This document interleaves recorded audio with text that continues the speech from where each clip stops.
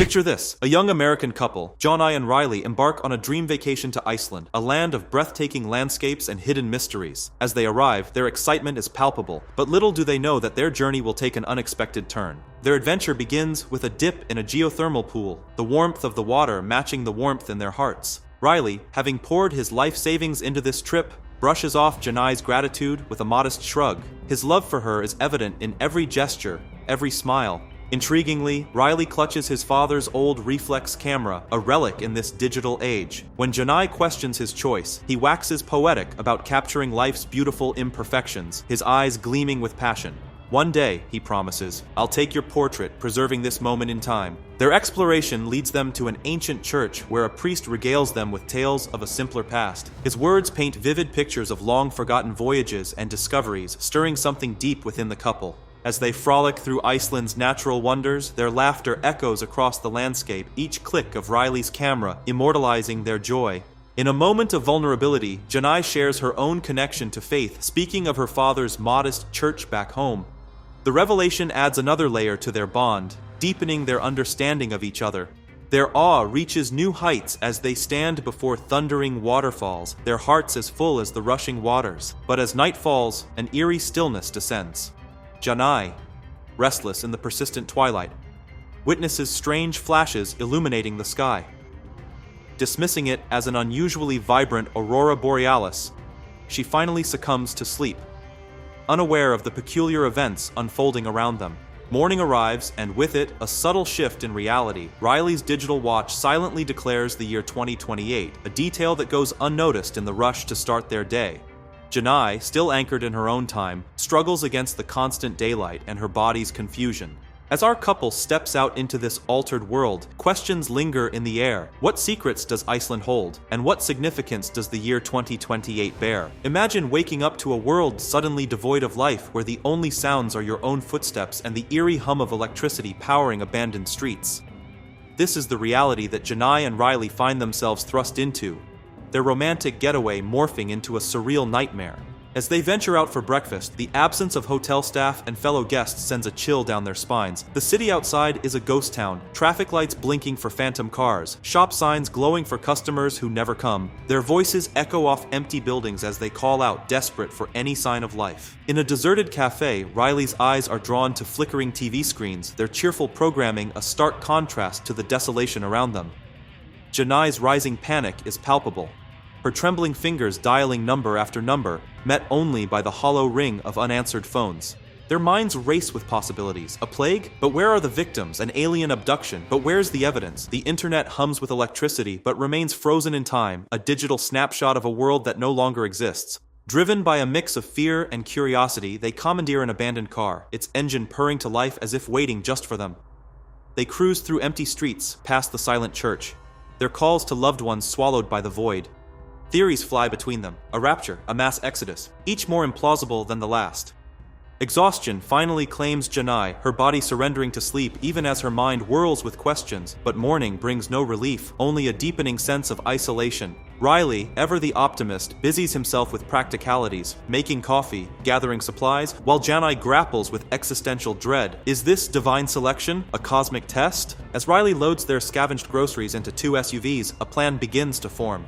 They may be alone, but they're not helpless. With determination in his eyes, he guides Janai to a house they've chosen as their new base. The couple's impromptu shopping spree takes on a bittersweet edge, the thrill of free clothes overshadowed by the absence of bustling crowds and judgmental glances.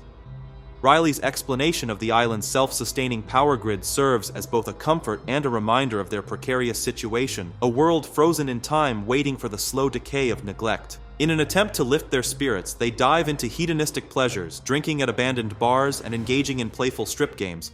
But the morning's hangover brings with it a sobering reality, and Janai's musings on divine tests and the nature of faith reveal the depth of her struggle to make sense of their circumstances. Their island tour becomes a poignant chronicle of their solitude, with Riley capturing Janai's beauty against the backdrop of Iceland's untouched splendor. A day at a geothermal pool offers a moment of blissful escape, their lovemaking on the grass a defiant celebration of life amidst the silence. But even in paradise, danger lurks. Riley's playful cart ride gone wrong serves as a stark reminder of their vulnerability. Janai's fear manifests in an emotional outburst during what should have been a romantic dinner, her makeup and fancy dress a jarring contrast to her raw anxiety. As Janai sinks deeper into melancholy, memories of home and a cherished book-turned-diary become lifelines to her past self. Her longing for this tangible piece of her history underscores the profound loss they're experiencing, not just of other people, but of their very identities in relation to the world. Riley's reassurance that they have each other and access to humanity's collective achievements rings both hopeful and hollow. Janai's solitary wanderings to the church reveal a deepening existential crisis. Her one-sided conversations with silent statues betray a desperate search for meaning in their abandonment. Is this a punishment, a test, or a cruel cosmic joke?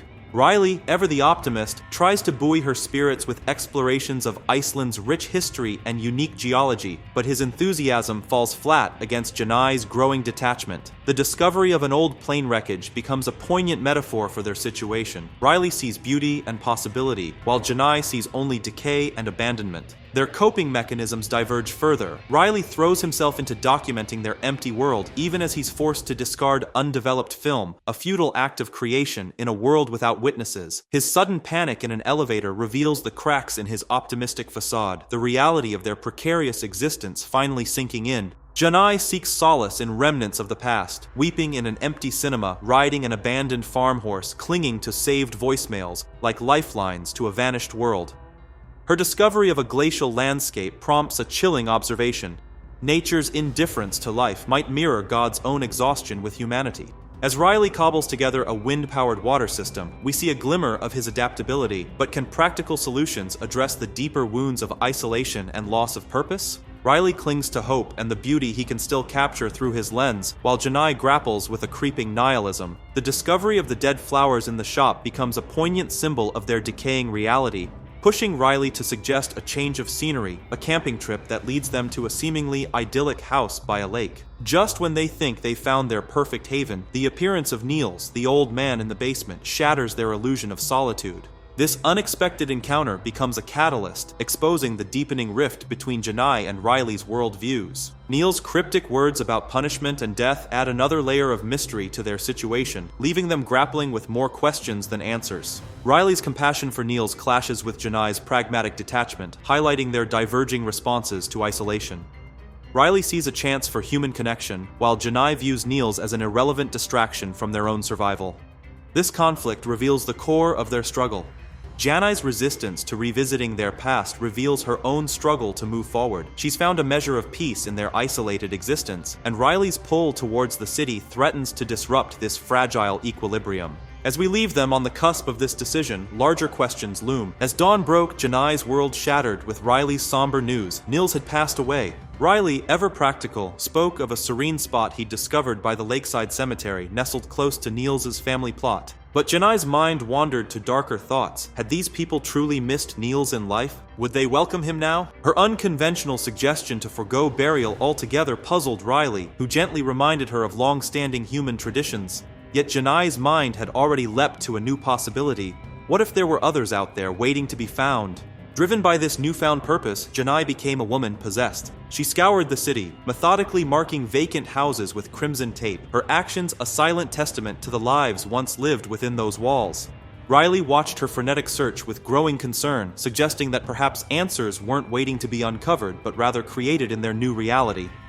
As Janai's quest consumed her, Riley found solace in his own project, a wind turbine rising steadily in their yard, a beacon of progress amidst the silence. One day, seeking to break through Janai's single-minded focus, Riley led her to a cascading waterfall. There, he waxed philosophical about the eternal nature of water, its ceaseless cycle of flowing, freezing, melting, and flowing again. He spoke of embracing the present, of surviving in a world where only today held meaning. But before he could finish, Janai silenced his musings with an unexpected kiss. Returning home, the harsh reality of their situation reasserted itself as Janai noticed their dwindling water supply. As she carefully washed dishes in a basin, conserving every precious drop, Riley retreated to sleep, leaving us to wonder what challenges tomorrow might bring for this unlikely pair. In a twist of fate, Janai's gaze landed on an unexpected email. With trembling hands, she opened it, only to be overwhelmed by emotions as Riley's thoughtful photograph stared back at her from the screen. As dawn painted the sky, Riley entered the kitchen, his attention drawn to a mysterious envelope bearing his name. While connecting his ingenious water system, he unveiled its contents, a collection of printed photographs capturing Janai's essence. However, the subject herself was conspicuously absent, igniting a spark of worry in Riley's heart.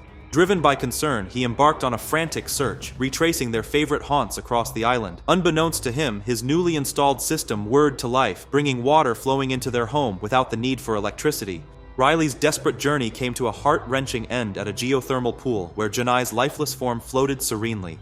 The realization that she had chosen this fate hit him like a thunderbolt. In a moment of despair, he plunged into the waters, contemplating joining her. But something, perhaps an instinct for survival or a flicker of hope, propelled him back to the surface. Overwhelmed by grief, Riley wept beside her still form. He gently laid her on the lush grass, his mind a maelstrom of conflicting emotions. Unable to face the finality of the moment, he made the gut-wrenching decision to leave, abandoning Janai by the pool that had become her final resting place. As Riley drove away, his hands at first limp on the wheel, symbolizing his momentary loss of direction. Yet, as the miles rolled by, his grip gradually tightened, a physical manifestation of his resolve to continue living despite the crushing loneliness. This poignant tale, aptly titled Bokeh, draws its name from the photographic technique of selective focus. Just as a photographer emphasizes certain elements by blurring others, the film spotlights the stark contrast between two souls facing an unimaginable scenario.